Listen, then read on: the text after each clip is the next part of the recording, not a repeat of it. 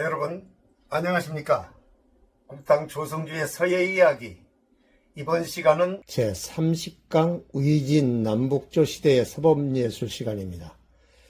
이 시대는 서기 220년에 한나라가 멸망하고 나서 바로 들어선 시대인데요.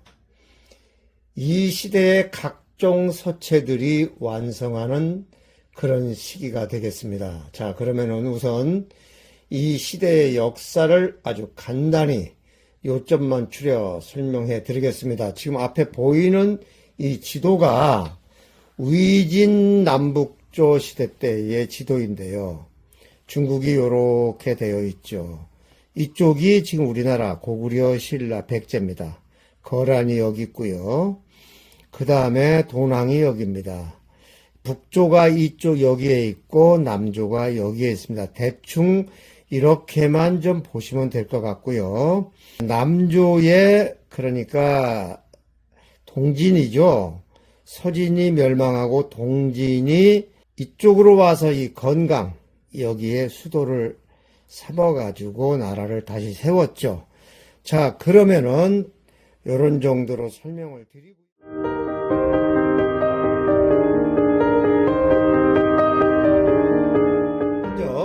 한의 멸망, 한나라의 멸망, 그리고 위진 남북조 수나라의 역사, 이 약설입니다. 3세기 초 후한이 멸망한 뒤, 후한이니까 동한이죠. 위, 촉, 오, 이 세 나라가 서로 경쟁하는 삼국시대가 시작되었는데요. 삼국시대는 서기 220년에서 266년까지입니다. 이 삼국은 사마염이 세운 진, 그러니까 서진입니다. 이 진에 의해 통일이 되었지만 황실의 권력 다툼과 지속된 내분으로 국가는 불안정한 상태에 빠지게 됩니다. 이러한 혼란을 틈타서 흉노, 갈, 선비, 저, 강 등 북방 유목민족들이 화북에 침입해서 여러 나라를 세웠는데요. 이로 인해서 바로 5호 16국 시대가 시작됩니다. 5호 16국 들어보셨죠? 자, 그러면 5호 16국이 뭐냐면요. 5호 16국은 중국 역사상 서진이 멸망한 뒤 304년부터 439년까지 화북 지역을 중심으로 유목민족과 한족이 세운 16개 이상의 왕조가 난립한 이러한 혼란기입니다.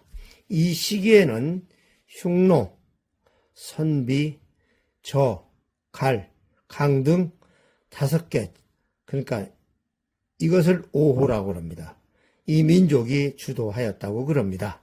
자, 그러면 이에 서진은 남쪽으로 천도를 해서 서진이 망했죠. 그래서 천도를 해서 지금의 난징인 건강을 수도로 삼아서 동진을 건국하였습니다. 이후 강남 지역에서는 송나라가 세워졌고 북쪽에서는 선비족이 세운 북이가 439년에 화북을 통일하면서 비로소 남북조 시대가 시작됩니다. 북이의 효문제는 선비족의 언어와 복장을 금지하였는데요.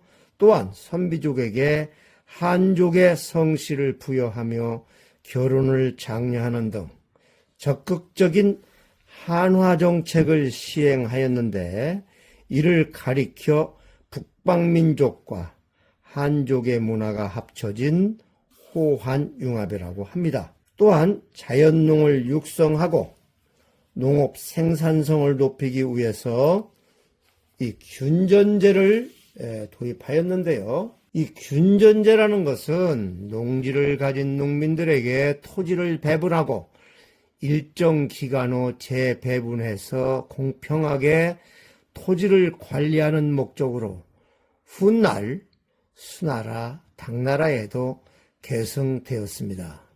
그러나 이 효문제의 개혁 조치는 귀족들의 강한 반발을 샀고 효문제 사후 귀족들의 내분으로 인해서 북이는 분열됩니다.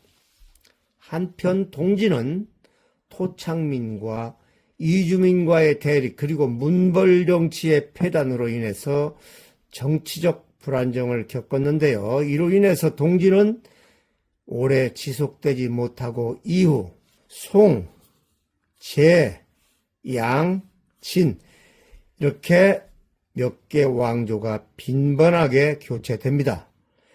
강남으로 이주한 한족은 창장강 유역을 개발하고 벼농사를 보급하여 강남의 경제력을 향상시켰으며 이에 강남의 인구도 크게 증가하였죠. 화북에서 강남으로 이주한 지배층은 중장관이 자기 지역의 인물을 가문에 관계없이 이 구등급으로 평가하여 추천하면은 국가가 이를 바탕으로 관직에 등용하는 제도인 구품중정제를 통해서 고위 관직을 독점하고 문벌 귀족으로 성장을 하였죠.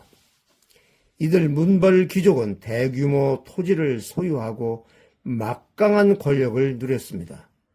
수나라가 다시 중국을 통일하는 6세기 말까지 남조와 북조는 각기 독특한 문화적 발전을 이루었습니다.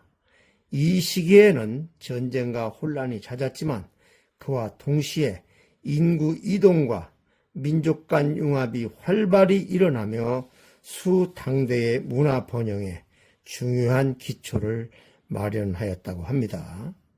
북조에서는 유목민의 간결하고 소박한 기풍이 문화에 반영되었고 국가는 유교의 가치를 존중하였죠. 반면 남조에서는 귀족 중심의 자유롭고 개방적인 문화가 발달하였고 혼란스러운 정치 상황은 삶의 의미와 개인의 자유에 대해 깊이 고민하게 하였으며 이는 노장 사상과 청담 사상의 유행으로 이어졌습니다. 자, 그러면은 주 2입니다. 이 청담 사상은 남북조 시대에 유행해서 주로 당대 지식인 사회에서 현학과 함께 나타난 철학적 담론의 풍조로 노장 사상을 기초로 세속적 가치를 초월한 형이상학적인 사유와 정신적인 자유를 중시한 이런 사상입니다. 위진 시대부터 유행한 청담은 귀족들이 사회와 세속적인 문제들로부터 벗어나 철학적 논의나 인물 평론을 자유롭게 나누는 활동을 의미하며 대표적인 예로 많이 들으셨죠. 중림칠연이 있습니다. 이 중림칠연은 위진 시대의 7 현인으로 그들의 사회적 구속에서 벗어나 자연 속에서 자유롭게 살며 사색과 대화를 나누었습니다. 당시 지식인의 현실 도피적인 경향은 이 도연명의 귀거래사의 귀족 생활상은 이 고개지의 그림 여사잠도에 반영되었다 합니다. 자, 그러면은 중림칠연은 누구냐면은 주 3에서 알아보겠습니다. 위진 시기에 완적, 해강, 산도, 상수, 유령, 완함, 왕융 이렇게 7사람입니다. 중림칠연입니다. 자, 이 시대의 불교는 이 불교는 남조와 북조 모두에서 널리 유행을 하였는데요. 깊이 있는 교리와 이 화의 여부를 차별하지 않는 특성은 북조 왕실의 큰 환영을 받았고요. 이로 인해서 윈강, 롱먼, 즉 용문이죠. 이런 데에서 대규모 석굴사원들이 조성되었습니다. 말하면 용문 20품 다 여기서 나온 거죠. 남조에서도 양무제와 같은 황제들이 불교를 적극적으로 지원하며 그 영향력을 확대시켰는데요. 서역 출신의 승려 이 구마라습과 동진의 법현 등은 인도와 중국 간의 교류를 통해서 불경을 한자로 번역하는데 중추적인 역할을 하기도 했습니다. 이 시기에 태평도와 오두미도 앞에서 한번 나왔습니다. 정통적인 민간 신앙과 불로 장생의 신선 사상이 가미된 도가 사상이 결합되어서 도교로 발전하였죠. 도교는 불교의 영향을 받아서 조직을 갖추어 나갔으며 북의 국염지에 의해서 교단으로 체계화되었습니다. 현실의 삶에 초점을 맞춘 도교는 황실에 수용되었고 현재의 행복과 불로장생을 추구하는 신앙으로 민중에게도 큰 인기를 얻었다 그럽니다. 중국은 약 4세기 동안 남북주로 분열된 상태였지만은 589년에 수나라 문제, 양견이 세운 이 수나라에 의해서 통일되었습니다. 수나라는 역사가 이렇습니다. 얼마 안 됩니다. 수나라 문제는 율령을 반포하고 각종 제도를 정비하였는데요. 또한 구품 중정제를 폐지하고 공정한 시험을 통해 관리를 선발하는 과거제를 도입해서 문벌 귀족의 영향력을 제한하는 동시에 중앙 집권의 강화를 도모하였습니다. 또한 북의 일에 시행되던 농민에게 토지를 균등하게 지급하는 균전제와 군인으로 징집되어 일정 기간 복무하는 부병제 등을 정비해서 국가 재정을 안정화하고 군사력을 강화하였습니다. 수문제의 뒤를 이어 즉위한 수양제는 대운하를 완성해서 남북 간의 물자 유통과 경제 통합을 강화하였는데요. 수양제는 대외 정책을 활발히 추진해서 북으로는 돌궐, 남으로는 안남, 즉 베트남입니다. 성공적으로 제압하였지만은 대군을 동원한 고구려 원정은 실패하였죠. 고구려 때 그 숨을 당했다고 그러죠. 수양제의 잦은 전쟁과 대규모 토목 사업은 농민의 반발을 일으켰고 결국 618년 수나라는 37년이라는 짧은 역사를 뒤로 한 채 당나라에 의해서 멸망하였습니다. 여기까지가 남북조, 위진남북조 시대의 간단한 역사입니다. 자, 그러면 다음 두 번째는 위진남북조, 그러니까 서기 220년에서 589년까지입니다. 수나라의 서범 예술 약설입니다. 위진남북조 시대는 수천년의 서예사에서 시대적 미감을 형성하는 큰 획을 그었다고 말할 수 있습니다. 위진남북조 시대의 서예적 특징은 한자 서체 편찬의 마지막 단계로서 진전, 그리고 한예의 완성에 이어 해, 행, 초서 등 모든 서체가 완성된 것에서 찾을 수 있습니다. 한대에 이미 보편적으로 사용된 장초는 더욱 발전해서 금초가 일반적으로 사용되었으며 해, 행서도 동진시대와 북의시대의 서체로서 완성을 하였습니다. 한나라 초기 조조는 종효를 가장 총애하였다고 하며 그의 아들 조비가 위를 세운 후에도 종효를 중시하였다 그럽니다.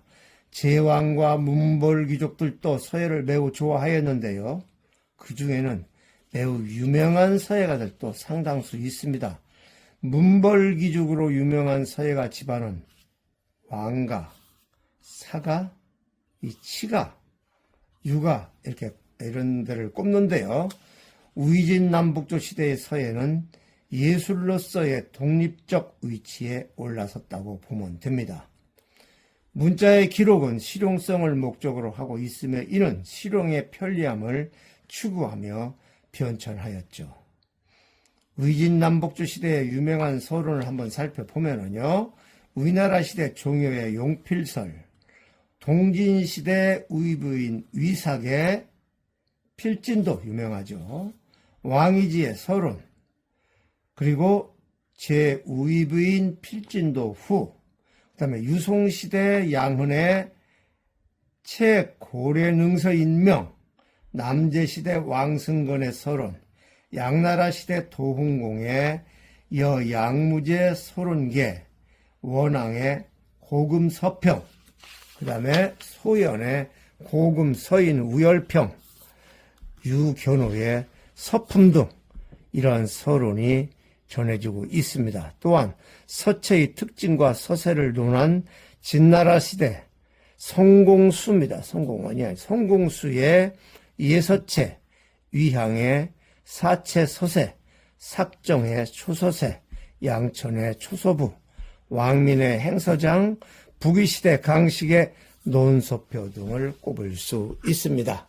위진 남북조 시대의 사회와 문화의 물질적 환경은 이전 시대와 비교할 때 매우 특수한 것으로서 수많은 서예가와 서예 작품을 탄생하게 하였는데요.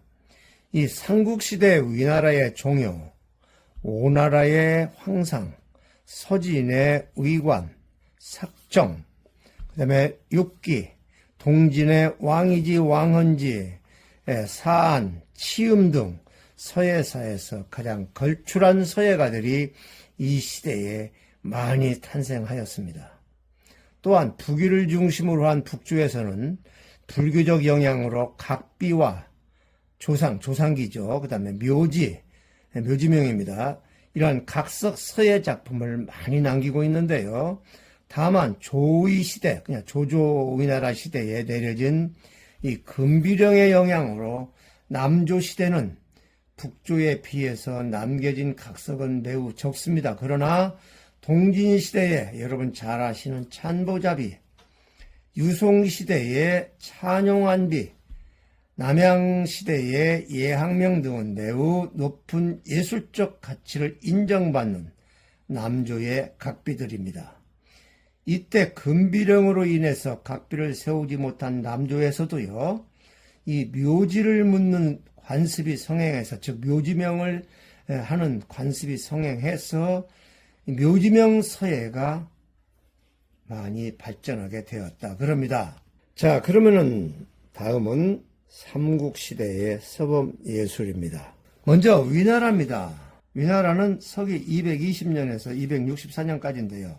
조조의 위나라 시대로 위나라 조조가 가장 좋아한 서예가는 종효입니다.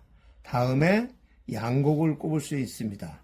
조조는 그들의 글씨를 장막에 걸어놓고 늘 감상하였다고 그러죠. 이 밖에도 위나라의 서예가로 감단순, 호소, 위탄 등이 있고요. 위나라 시대의 서예가들은 동안 즉 후한의 서풍을 계승하면서 시대의 요구에 순응하여 새로운 서체인 해행서가 완성될 수 있는 중요한 역할을 하였습니다. 예서가 한나라 중후기에 완성되어 최고의 경지에 올라갔을 때 민간에서는 신서체인 해서와 행서가 성장해서 널리 사용되기 시작되기도 했죠. 특히 해서의 성숙은 위나라 시대 서체 변화의 가장 큰 특징이라고 할 수 있습니다. 이 조조 위나라 시대의 가장 걸출한 서예가는 말씀드린 대로 종효입니다. 역대 서예사에서 종효와 견줄만한 서예가는 장지와 위기 그리고 왕이지 왕헌지를 꼽는데요. 장지는 종효보다 한 세대 앞선 인물이고 왕이지는 후대의 인물이고요. 위기는 종효와 동시대 사람이라고 그럽니다. 자, 그러면 두 번째로 오나라와 청나라입니다. 오나라의 유명한 작품으로 여러분 잘 아시는 천발신찬비, 선국산비, 공랑비, 갈부운비, 급치장 등 매우 완전한 형태의 작품이 있고요. 황룡 원년전, 감노 인연전 등의 전문과, 즉 전문은 벽돌입니다. 문부첩이 전해오고 있습니다. 오나라의 서예는 전국시대 초나라의 영향을 받아가지고 중원의 서예와 사뭇 다른 서풍을 보이는데요. 즉 남방민족의 예술적 기질이 조화를 이루어 부드럽고 우아한 신미적 특징이 있는 그들만의 특유한 서풍을 표현하고 있습니다. 오나라 시대의 서예가로는 장소, 장괭, 황상, 소건 등을 이렇게 꼽는데요. 다만 청나라는 드러난 서예 부분이 없어서 본항에서는 설명을 생략합니다. 자, 네 번째입니다. 서진, 동진 시대의 서법예술입니다. 서진 시대입니다. 먼저 서진 시대는 서기 265년에서 316까지입니다. 서진의 무제 사마염은 삼국으로 분열된 중국을 통일하였으나 반세기 동안 수많은 전쟁으로 혼란이 거듭되다가 또다시 분열을 맞게 되니 곧 50여 년 만에 멸망을 하게 됩니다. 따라서 서예사적으로 봐도 서진은 역사가 짧은 뿐만 아니라 혼란적 시기인 까닭으로 서예의 저변이 광범위하게 전개되지 못하였죠. 서진의 서예가로는 유명한 위관이 있습니다. 그리고 그의 아들 위항이 있고요. 삭정, 육기 등도 여기에 꼽힙니다. 이때 서법의 이론이 체계를 갖추기 시작해서 문자의 발생과 변천 그리고 전, 예, 초서 등 서체의 형성과 그 형세에 관하여 평술하기에 이르죠.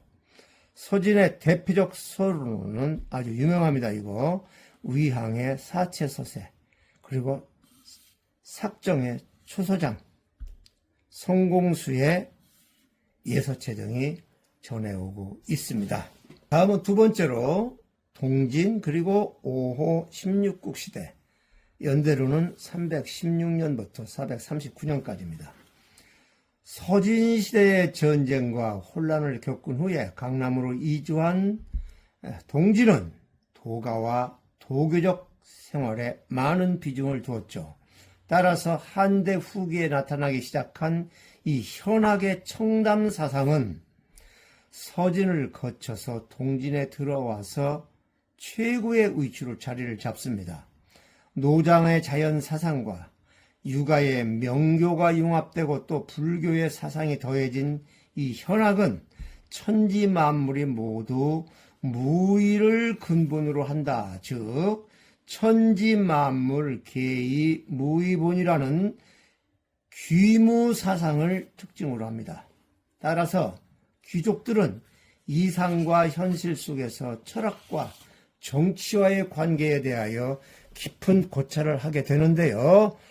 정신세계의 추구가 더욱 강렬하게 나타나게 됩니다.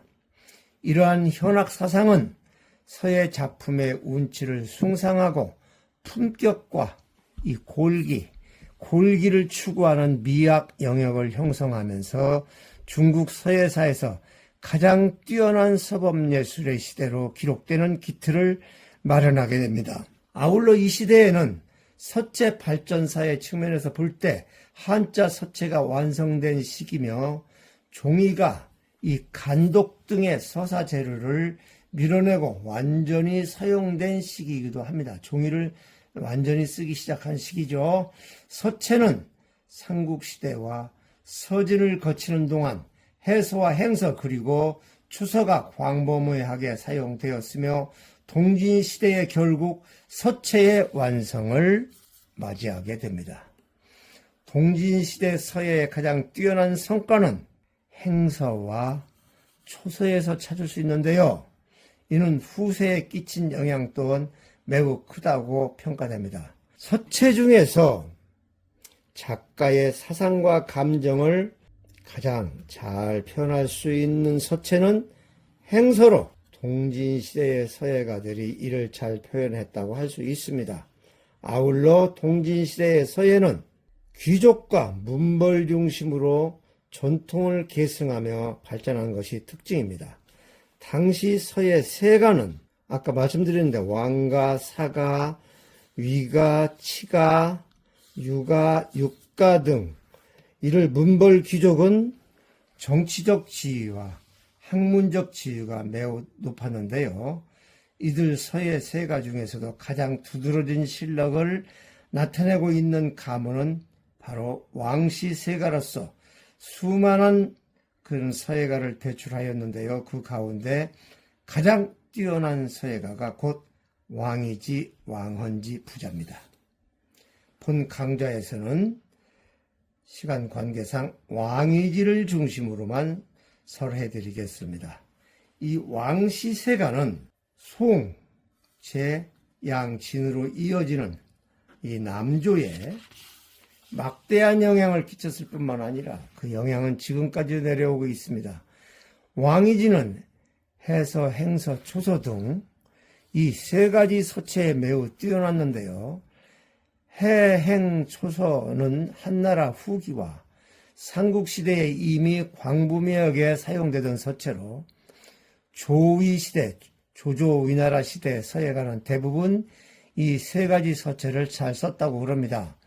왕이지가 이 3서체에 특별히 뛰어난 까닭은 동진이라는 시대적 배경과 깊은 관련이 있는데요. 즉 동진은 서체의 편천이 완성되어 예서, 초서, 해서 등 뛰어난 수준의 작품이 아직 소실되지 않고 많이 남아 있어서 직접 보고 배울 수 있었기 때문이라고 그럽니다. 해서는 위진 남북조 시대에 공식적으로 사용되는 서체의 하나로서 고체에서 금체로 변화하는 과정에서 생겨난 서체입니다. 이 고체는 진시황 진나라 이전에 나타난 서체, 금체는 그 이후에 나타난 서체를 말합니다. 왕이지의 해서는 위부인의 서법을 직접 전수받고 종효의 서법을 익혀 옛 서체와 당시의 서체를 모두 섭렵했다고 할 수 있습니다. 종효와 왕이지의 해서는 필액이 규칙적으로 사용되었고 아울러 필액의 배치관계가 확립되었습니다. 동진시대의 각석 서예는 대부분 예서에서 해서로 변천하는 과정에 있는 서체들로 예술성이 뛰어나며 서예사에서 매우 중요한 위치를 차지하는 작품들인데요. 예를 들면은 말씀드린 참보잡이, 그 다음에 왕흥지, 송화지, 부부묘지 등을 꼽을 수 있습니다. 이 시대 최고의 서예가 왕이지의 대표적 행서작품으로는 난정서, 상난첩, 공시중첩, 쾌설시청첩 등이 있습니다. 왕이지의 행서작품은 대부분 행서와 초서 사이 이런 형태로 글자와 글자의 필액과 필이가 상호 연결되는 것은 물론이고 한 글자 내부에서도 연결이 뚜렷하게 나타나는 것이 특징입니다. 왕이지는 새로운 것을 창작하려는 심미적 요구로 초서의 필법을 사용하여 행서를 썼기 때문에 이 신체 행서라 불리는 독특한 형태와 심미적 특징이 있는 행초를 창작할 수 있었죠. 왕이지의 작품 중에 행초의 미감이 혼합된 작품으로 가장 뛰어난 수준의 작품으로는 앞서서 말씀드린 이 상난첩, 공시중첩, 이무첩 등을 꼽는데요. 이 가운데에서 상난첩은 자세가 웅장하고 강건하다는 평을 받고 있는 작품으로 왕이지 행초의 진가가 충분히 발휘된 작품이라고 할 수 있습니다. 양무제가 고금서인 우열평에서 왕이지 서예는 필세가 웅장하고 빼어나 마치 용이 하늘로 도약하고 봉황이 궁궐에 누워있는 듯하다. 이렇게 말한 것은 바로 상난첩과 같은 작품을 가지고 평한 것으로 생각이 됩니다. 또한 왕이지 초서에 대표작으로 17첩이 있는데요. 이것은 작년 앞강의에서 강의한 바가 있기 때문에 본 항에서는 설명을 생략하기로 합니다. 자, 그러면은 남북조 시대의 각석서예 알아보겠습니다. 동진 이후 150여 년 동안의 남북조 시대에서 남조는 한문화의 고유한 전통을 이어받아 남북조 문화를 이끌어 나갔습니다. 그러나 의진시대부터 내려져 온 금비령의 영향으로 남조시대의 각석서예는 북조에 전혀 미치지 못합니다. 현재 전해오는 남조의 각석서예 작품으로는 유송시대에 아까 말씀드린 찬용환비, 유해민묘지 등이 몇 점이 있습니다. 반면 북조시대의 각석에는 다양해서 묘지명, 조상기, 각비, 마예 등 현재 전해온 것만 해도 수천 점이 넘으며 이는 청나라 중국이 그 완원이 북비 남첩론 이것을 저술하면서 북조의 서예는 각비를 위주로 하고 남조의 서예는 첩을 중심으로 하여 발전하였다는 이른바 북비남첩을 제창하였죠. 이 북비남첩론은 상당히 중요합니다.